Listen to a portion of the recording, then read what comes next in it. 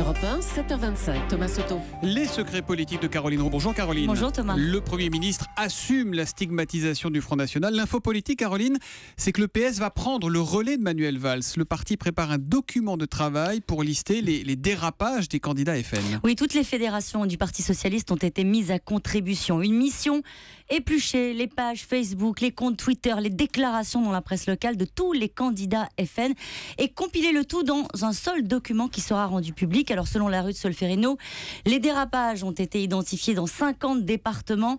On va passer avec ce travail de la dénonciation à la démonstration, dit un cadre du Parti Socialiste. Ce qui est traqué, Thomas, eh bien, ce sont les propos racistes, homophobes, les appels à la haine, peu importe si elles datent un peu d'ailleurs.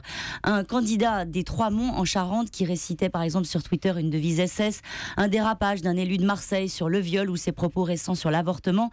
La gestion des mairies frontistes est également passée à la moulinette, comme la fin de la gratuité de la cantine pour les enfants de chômeurs au Pontet, ou cette décision du maire de Fréjus de baisser de 65% la dotation à un centre social. Vous avez compris, l'ensemble de ces informations sont destinées à s'adresser à l'électorat du Front National. Alors on peut remarquer que c'est un travail sur le Front National qui est fait vraiment au dernier moment, juste avant le scrutin. On peut même penser que la ficelle est un peu grosse. C'est une constante avec le Front National. On s'alarme avant le vote, on s'indigne au soir du vote et on reprend une activité normale au lendemain du vote.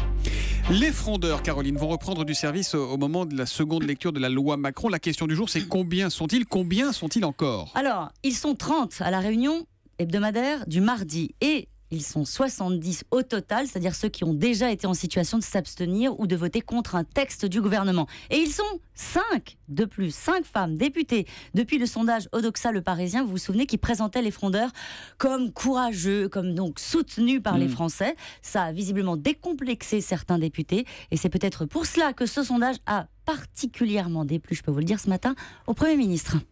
Et puis on va en entendre parler, Caroline. La bataille de l'Essonne. Lundi, Manuel Valls sera en meeting à Évry sur cette terre. Et le même jour, Nicolas Sarkozy sera en réunion publique à Palaiseau.